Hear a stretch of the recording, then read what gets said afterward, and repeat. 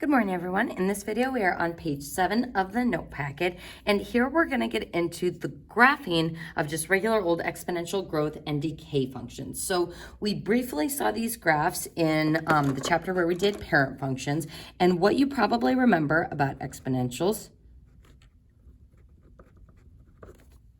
is that they have a horizontal asymptote, and remember, exponential, we think expletive, and the expletive that we want to think of is darn. And who is saying darn is the guy who has fallen over, representing our horizontal asymptote. So this tells us that exponential graphs have a horizontal asymptote and a domain of all real numbers, or negative infinity to positive infinity. And this horizontal asymptote, remembering with parent functions, they usually start at 0. So this horizontal asymptote starts at y equals 0, and we are going to move this up and down using the transformations. So we're going to be looking in this table here just to go over a few things with these exponential graphs. First, exponential growth functions we can identify because the base is always greater than 1, whereas with decay functions, our base is always between 0 and 1. So this is something that we haven't talked about yet when we were working through those story problems, because with the story problems, we always talked about the growth and the decay factors. Well, if it's a growth factor, that base would be something like 2 for doubling. If it's a decay factor, it'd be something like a third, where it is decreasing over time.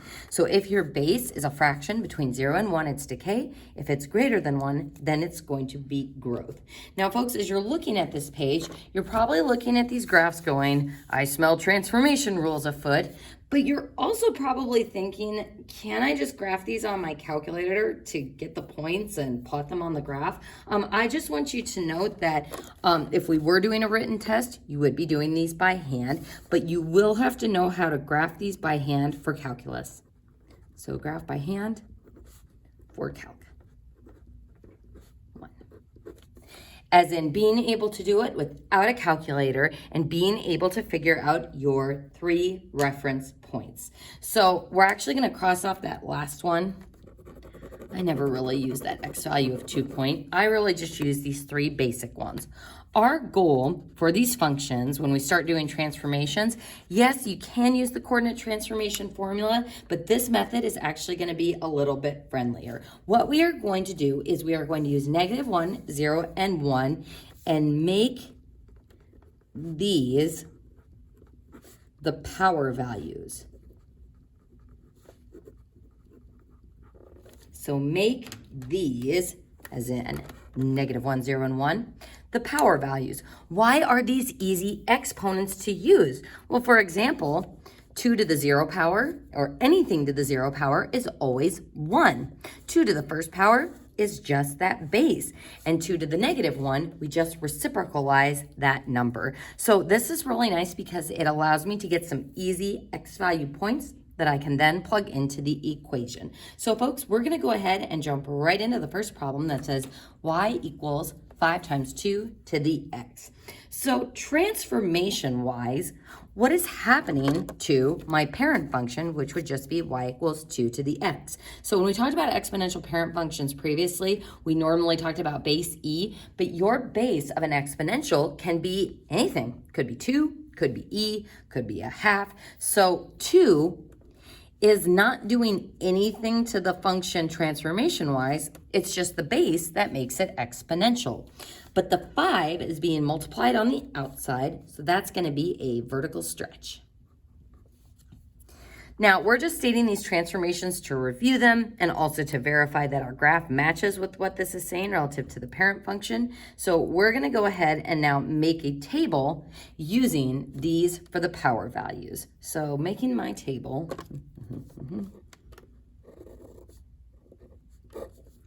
Our goal is we want to use -1, 0, and 1 for the power values.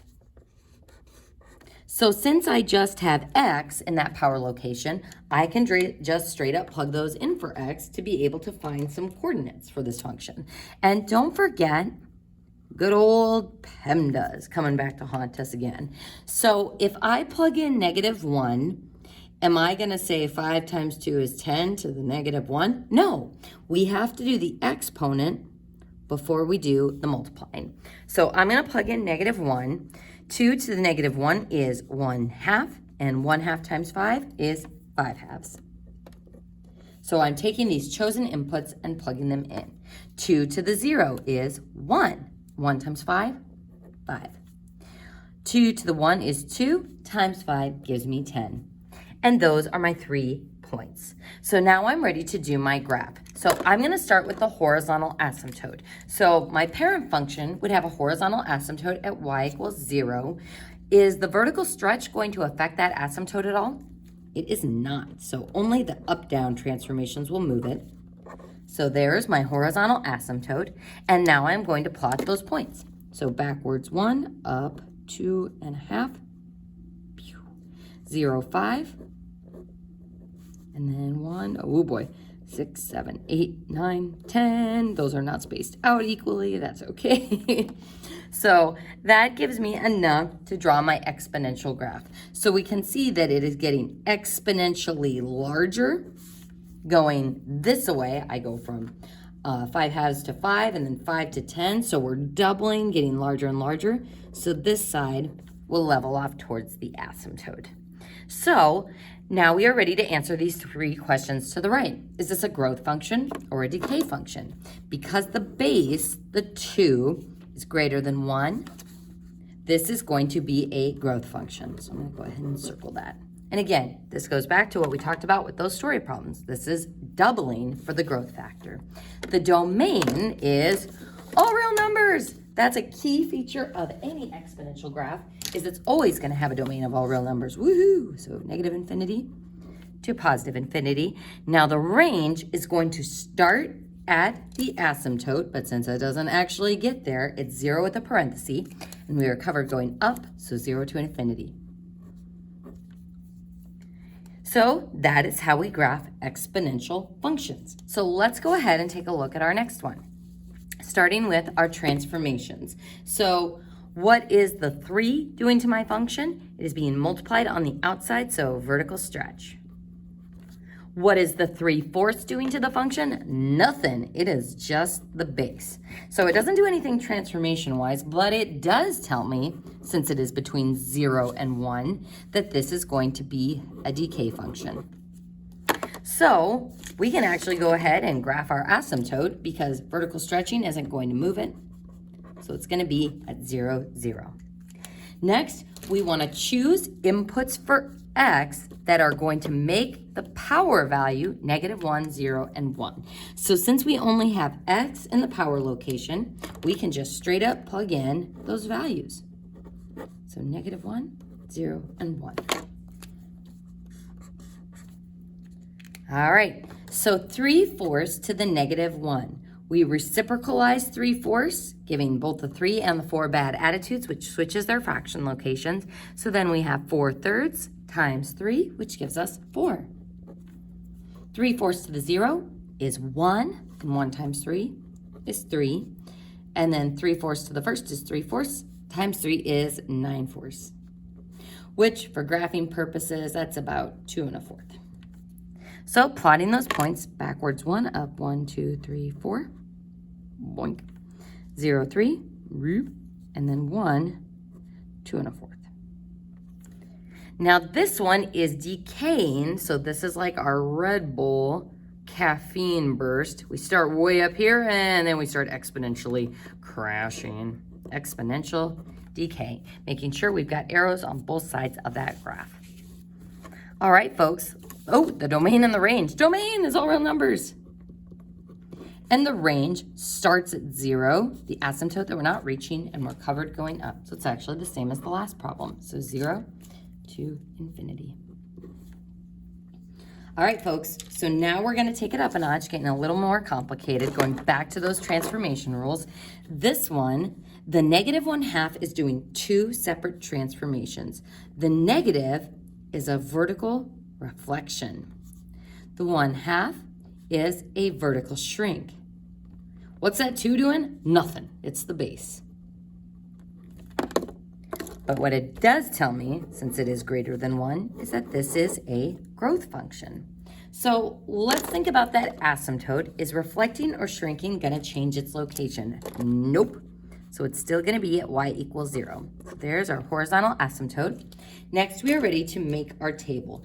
And again, we want to choose x values that make the power -1, 0, and 1. So since it's just x up there, that's what we can put in for the input values, -1, 0, and 1.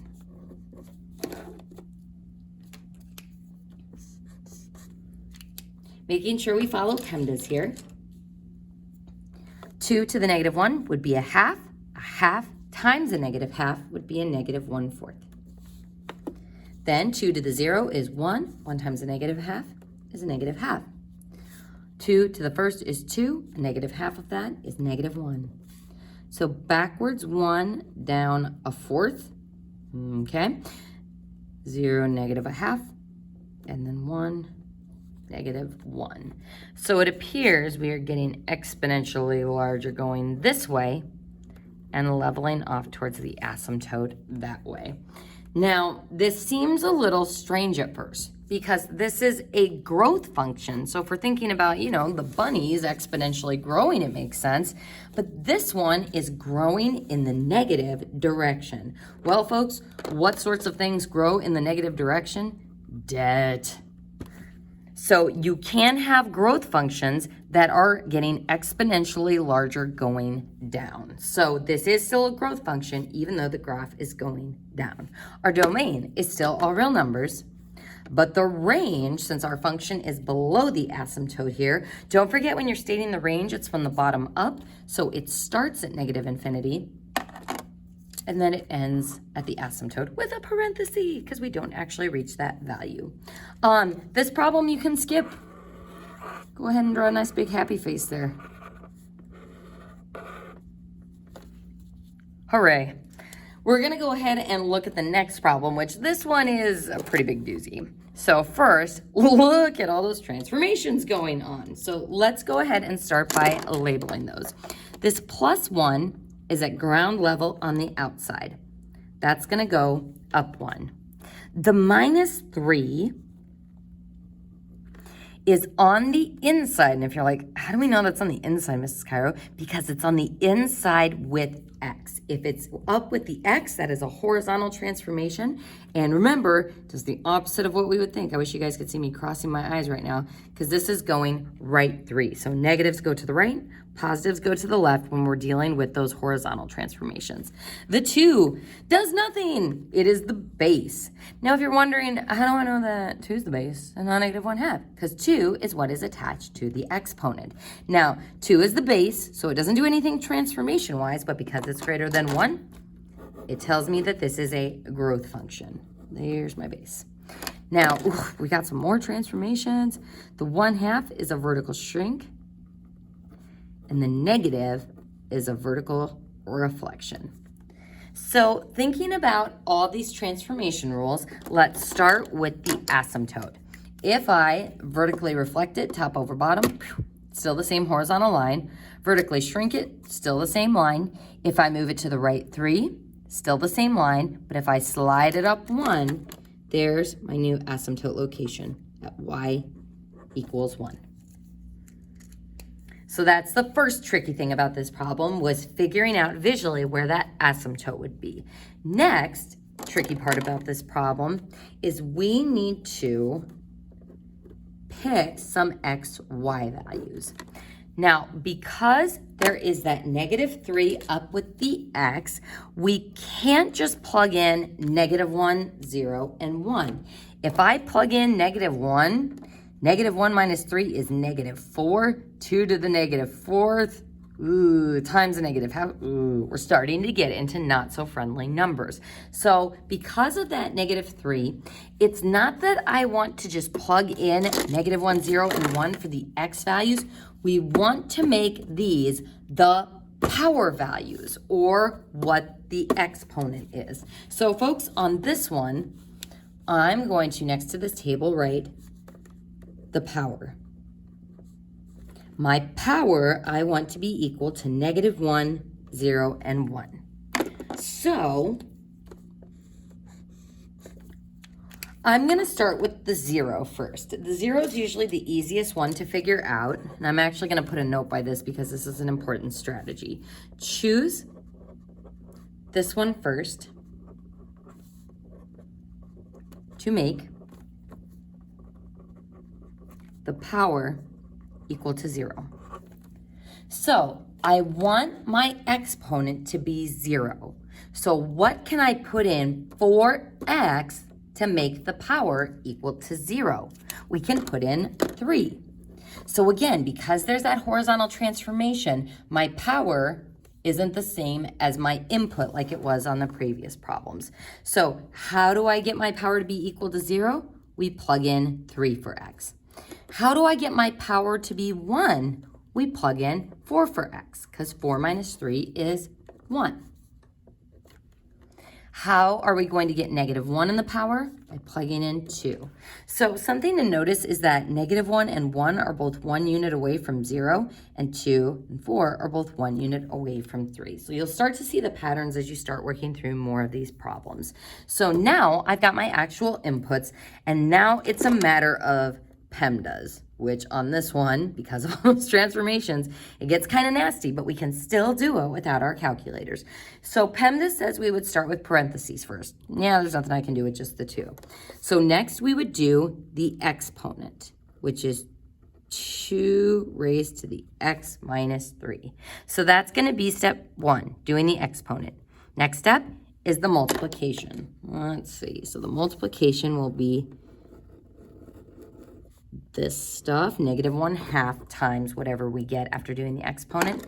And then step 3, I'm running out of colors. Step 3 is going to be adding the 1. So those are our steps for PEMDAS. All right, so we've got our x value. Let's follow the steps. So plugging in 2, 2 minus 3 is -1. 2 to the -1 is a half. So step 1 is done, and we have a half. A half times a -1/2 is a -4, and a -4 plus 1, or 1 minus a 4, is 3/4. So it was a lot, but notice we were still able to do it all without using our calculator. Let's go ahead and plug in our next input. 3 minus 3 is 0. 2 to the 0 is 1. 1 times a -1/2 is a -1/2, and a -1/2 plus 1, or 1 minus a 1/2, is a 1/2. Lastly, 4 minus 3 is 1. 2 to the first is 2. A -1/2 of 2 is -1, plus 1 is 0. And we are now ready to plot those points. So forward 2, up 3/4, remembering that our asymptote's at 1. Forward 3, up a half, and then 4 is 0. So just itty bitty increments, getting exponentially larger going that way. All right, so that one was tough, and now we are ready to do our domain and our range. Domain is still all real numbers. And the range starts at -infinity. And where does our range end? Careful! At the horizontal asymptote, which is at 1. So folks, what I would recommend doing is pausing the video and see if you can do the first couple steps for this one on your own. First, stating the transformations, growth or decay. Where is that horizontal asymptote, and what x values are you going to pick so that you're getting the powers to be -1, 0, and 1. Once you are done, go ahead and unpause the video and watch me work through it. So the -4 is going to be down 4. Plus 1 on the inside is going to be left 1. Remember, opposite sign of what we would think. The 1/2 is the base, and that tells me that this is a decay function because it's between 0 and 1. And then the 4, a vertical stretch. Alrighty, so where will our horizontal asymptote be? It starts at 0 for the parent function. We move it down 4, we move it left 1, that does nothing. We vertically stretch it, also nothing. So all it does is go down 4. So it's only the up-down transformations that are affecting the location of your asymptote. So down 4, 1, 2, 3, 4. And now we are ready to get our power to be equal to -1, 0, and 1. And folks, I literally like to write this every single time I do one of these problems as a reminder that that's what I want the exponent to be equal to. So I have to pick x values that will give me those power values. Alrighty, so I'm going to start with 0. That's always the best place to start. So what can I plug in for x so that my exponent, x plus 1, is equal to 0? Easy enough, -1, because -1 plus 1 is 0. Now, to get -1, I should be able to go 1 below.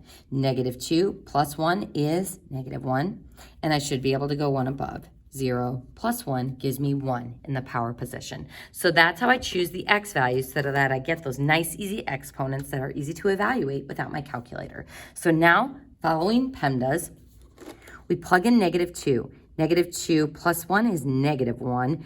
1/2 to the -1 is 2. 2 times 4 is 8, and 8 minus 4 is 4. Whew. -1 plus 1 is 0. 1/2 to the 0 is 1. 1 times 4 is 4, and 4 minus 4 is 0. And lastly, 0 plus 1 is 1. 1/2 to the first is 1/2. 1/2 times 4 is 2, and 2 minus 4 is -2. So again, folks, do this without your calculator. So backwards 2, up 1, 2, 3, 4. Backwards 1, and then 0, -2. So swoosh, getting closer, closer, closer to that asymptote. So our domain, still all real numbers, good old darn for exponentials, and our range starts with the asymptote, which is at -4, and goes to infinity. And folks, that concludes page 7 of our notes and how you graph exponential growth and decay functions.